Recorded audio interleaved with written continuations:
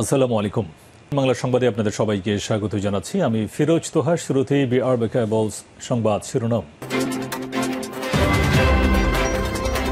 বাংলাদেশের সর্বশেষ গুরুত্বপূর্ণ আপডেট সংবাদে আপনাকে স্বাগত। শুরুতেই সংবাদ শিরোনাম, পরে বিস্তারিত।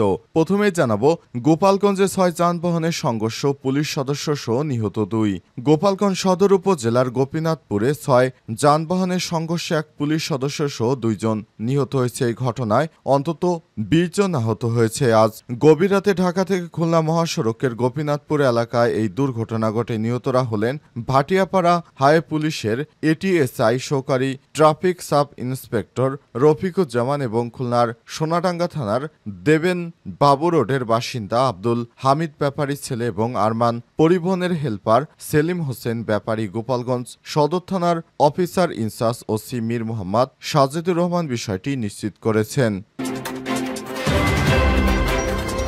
জানাবো, মধ্য ইসরায়েলে ফের ইরানের ভয়াবহ বিমান হামলা, ক্ষেপণাস্ত্র হামলা, নিহত 7। ইসরায়েলের নতুন করে হামলা চালিয়েছে ইরান। আজ হামলায় অন্তত 7 জন নিহত হয়েছে বলে জানিয়েছে মার্কিন সংবাদ মাধ্যম সিএনএন। এই ঘটনায় আহত হয়েছে শত শত মানুষ। ইসরায়েলের বিভিন্ন স্থাপনা লক্ষ্য করে ইরান ব্যাপক হারে ক্ষেপণাস্ত্র হামলা চালিয়ে যাচ্ছে। এরপর জানাবো, 1 ঘন্টায় 10টি ইসরায়েলি বিমান ধ্বংস করল ইরান।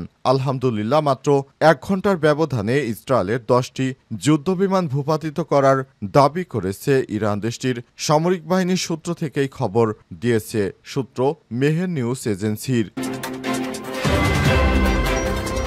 এদিকে সামরিক অভিযানে যোগ দিতে ইসরায়েলের অনুরোধ নাকচ করল যুক্তরাষ্ট্র।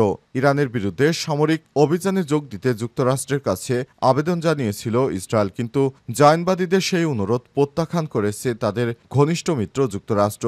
আজ এই তথ্য জানিয়েছে ইসরায়েলি গণমাধ্যম। এবারে জানাবো, ইসরায়েলকে সহায়তাকারী ব্রিটিশ যুদ্ধজাহাজ আটক করল ইরান। রাতে ইরানে চালানো ভয়াবহ অভিযানে ইসরায়েলকে সহায়তার অভিযোগে একটি ব্রিটিশ যুদ্ধজাহাজকে আটক করেছে ইরানের নৌবাহিনী। আজ এক প্রতিবেদনে এই তথ্য জানিয়েছে বার্তা সংস্থা আনাদুলু। প্রিয় দর্শক, গভীর রাতে ঢাকা খুলনা মহাসড়কে এই দুর্ঘটনা ঘটে। এতক্ষণ শুনছিলেন সংবাদ শিরোনাম, এবারে বিস্তারিত। তবে তার আগে বন্ধুরা, অনুরোধ থাকবে এই সংবাদটিতে একটি লাইক দিন।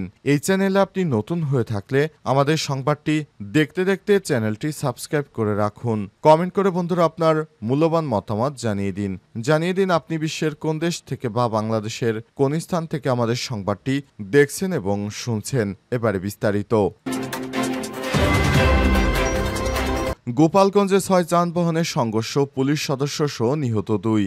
গোপালগঞ্জ সদর উপজেলার গোপীনাথপুরে 6 যানবাহনের সংঘর্ষে এক পুলিশ সদস্য সহ 2 জন নিহত হয়েছে। এই ঘটনায় অন্তত 20 জন আহত হয়েছে। আজ গভীর রাতে ঢাকা থেকে খুলনা মহাসড়কের গোপীনাথপুর এলাকায় এই দুর্ঘটনা ঘটে। নিহতরা হলেন ভাটিয়াপাড়া হাই পুলিশের এটিএসআই সহকারী ট্রাফিক সাব ইন্সপেক্টর রফিকুজ্জামান এবং খুলনার সোনাডাঙ্গা থানার দেবেন বাবু রোডের বাসিন্দা আব্দুল হামিদ ব্যাপারীর ছেলে এবং আরমান পরিবহনের হেলপার সেলিম হোসেন ব্যাপারী। গোপালগঞ্জ সদর থানার officer in charge OC Mir Mohammad Sajedur Rahman বিষয়টি নিশ্চিত করেছেন।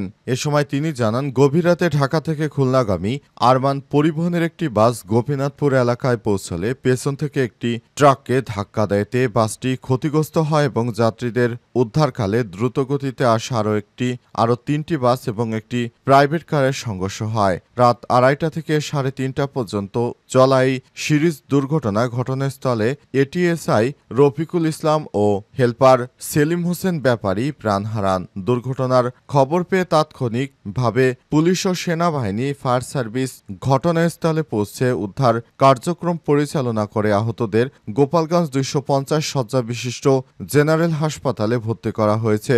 পরবর্তী দুর্ঘটনা কবলিত যানবাহন সরিয়ে নেওয়ার পর প্রায় 2 ঘন্টা বন্ধ থাকার পর ঢাকা খুলনা মহাসড়কে যান চলাচল স্বাভাবিক হয়েছে। মধ্য ইসরায়েলে ফের ইরানের ভয়াবহ হামলা, নিহত ৭। ইসরায়েলে নতুন করে হামলা চালিয়েছে ইরান। হামলায় অন্তত ৭ জন নিহত হয়েছে বলে জানিয়েছে মার্কিন সংবাদ মাধ্যম সিএনএন। এই ঘটনাকে কেন্দ্র করে আহত হয়েছে শতাধিক মানুষ। ইসরায়েলের পুলিশ জানিয়েছে গভীর রাতে দেশটির উত্তরাঞ্চলীয় দেশটিতে ক্ষেপণাস্ত্র পড়ে ৪ জন নিহত হয়েছে।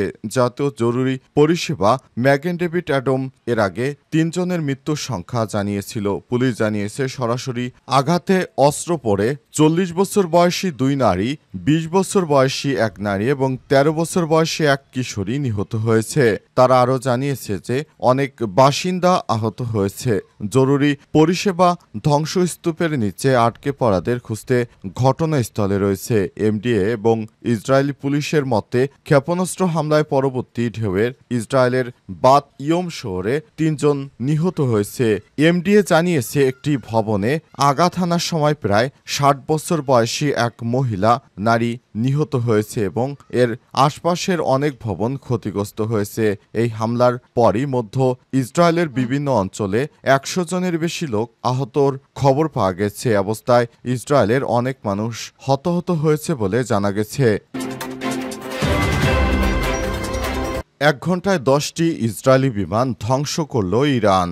মাত্র ১ ঘন্টার ব্যবধানে ইসরায়েলের 10টি অত্যাধুনিক F-35 যুদ্ধবিমান ভূপাতিত করার দাবি করেছে ইরান। দেশটির সামরিক বাহিনী সূত্রে এমন খবর জানিয়েছে খবর মেহের নিউজ এজেন্সির। ইরানের খাতামাল আনবিয়া আকাশ প্রতিরক্ষা ঘাঁটির কমান্ডার মেহের নিউজকে জানিয়েছে শেষ ১ ঘন্টার ব্যবধানে তারা দখলদার ইসরায়েলে 10টি সামরিক বিমান ধ্বংস করে দিয়েছে। তবে এ বিষয়ে বিস্তারিত জানা যায়নি। ইসরায়েলের পক্ষ থেকে কোনো সতর্কবার্তা আসেনি। দাবিকৃত বিমানগুলো আসলে যুদ্ধবিমান, ড্রোন নাকি নজরদারি চালানো বিমান সে ব্যাপারে স্পষ্ট করে কোনো কিছু জানা যায়নি। তবে এই ঘটনার পর ঘোষণা দিয়ে ইসরায়েলে ব্যাপক হামলা চালায় ইরান। এতে অন্তত ২০ জন সহ ১০০ জন আহত হয়েছে, যাদের একজনের অবস্থা গুরুতর এবং ৪ জন মারা গেছে। ইসরায়েলের জরুরি পরিষেবা এমডিএ জানিয়েছে হাইফা শহরের পাশে ইরান থেকে নিক্ষেপ করা ক্ষেপণাস্ত্রের আঘাতে ৫ জন নিহত হয়েছে। গ্যালিলিও এলাকায় একটি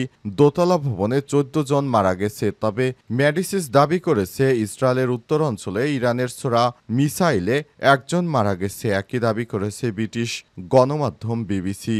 ইসরায়েলি বাহিনীকে চরম শিক্ষা দেওয়ার জন্য ইরান থেকে একের পর এক ইন্টারকন্টিনেন্টাল ব্যালিস্টিক মিসাইল দিয়ে হামলা চালানো হচ্ছে। হামলায় ধসে যাচ্ছে বিভিন্ন স্থাপনা। সামরিক অভিযানে যোগ দিতে ইসরায়েলের অনুরোধ নাকচ করল মার্কিন যুক্তরাষ্ট্র। ইরানের বিরুদ্ধে সামরিক অভিযানে যোগ দিতে যুক্তরাষ্ট্রের কাছে আবেদন জানিয়েছিল ইসরায়েল, কিন্তু জায়নবাদীদের সেই অনুরোধ প্রত্যাখ্যান করেছে তাদের ঘনিষ্ঠ মিত্র মার্কিন যুক্তরাষ্ট্র। আজ এই তথ্য জানায় ইসরায়েলি গণমাধ্যম। প্রতিবেদনে বলা হয়েছে ইসরায়েল গত ২ দিন ধরে ইরানের বিরুদ্ধে তাদের সামরিক অভিযানে যোগ দেওয়ার জন্য যুক্তরাষ্ট্রকে অনুরোধ করেছে, কিন্তু ওয়াশিংটন বর্তমানে এই ধরনের পদক্ষেপ নেয়ার কথা ভাবছে না। ইসরায়েলি এবং মার্কিন কর্মকর্তাদের উদ্ধৃতি দিয়ে এমনটি জানিয়েছে মার্কিন সংবাদ সংস্থা অ্যাক্সিওসকে ২ ইসরায়েলি কর্মকর্তা জানায় গত ৪৮ ঘন্টায় মার্কিন প্রেসিডেন্ট ডোনাল্ড ট্রাম্পের প্রশাসনকে ইসলামিক প্রজাতন্ত্রের পারমাণবিক ও সামরিক স্থাপনাগুলোর বিরুদ্ধে আক্রমণে যোগ দিতে অনুরোধ জানায় তেল আবিব। একজন মার্কিন কর্মকর্তা ইসরায়েলের অনুরোধ নিশ্চিত করেছে এবং তিনি বলেছেন যে ট্রাম্প প্রশাসনের বর্তমান সংঘাতে যোগ দেওয়ার কথা ভাবছেন না। প্রতিবেদনে আর বলা হয়েছে ইসরায়েল মূলত ইরানের ভূগর্ভস্থ ফোর্দ ইউরেনিয়াম সমৃদ্ধকরণ স্থাপনা ধ্বংস করার জন্য আমেরিকার সহায়তা চেয়েছে, যা ইসরায়েলের একক ও সামরিক সক্ষমতার মধ্যে নেই বলে ধারণা করা হচ্ছে। হোয়াইট হাউসের একজন জ্যেষ্ঠ কর্মকর্তা অ্যাক্সিওসকে জানিয়েছে ইরানের জায়নবাদীদের হামলার সঙ্গে যাই ঘটুক না কেন তা রোধ করা যাবে না। তবে ইরান যদি রাজি থাকে তবে এই সংঘাতের একটি সফল শান্তিপূর্ণ সমাধানের জন্য আমাদের আলোচনা করার ক্ষমতা রয়েছে। ইরানের শান্তি অর্জনের দ্রুততম উপায় হল তার পারমাণবিক অস্ত্র কর্মসূচি ত্যাগ করা। তবে ইসরায়েলি কর্মকর্তাদের উদ্ধৃতি দিয়ে অ্যাক্সিওস জানিয়েছে ট্রাম্প সম্প্রতি প্রধানমন্ত্রী বেঞ্জামিন নেতানিয়াহুকে বলেছেন তেহরানকে পারমাণবিক অস্ত্র অর্জন থেকে বিরত রাখার জন্য যদি এই ধরনের পদক্ষেপ প্রয়োজন হয় তবে আমেরিকা ফোর্দো সাইটে হামলার কথা বিবেচনা করবে। যদিও ট্রাম্প ইরানের উপর কোনো মার্কিন হামলার কথা বিবেচনা করছেন এমন দাবি আনুষ্ঠানিকভাবে অস্বীকার করেছে হোয়াইট হাউস। ট্রাম্প বলেছেন, এখন আক্রমণ চালানোর সময় নয়, এখন হচ্ছে আলোচনার সময়। আলোচনার মাধ্যমে সমস্যা সমাধান করার পথে এখনও স্বপ্ন দেখছে যুক্তরাষ্ট্র।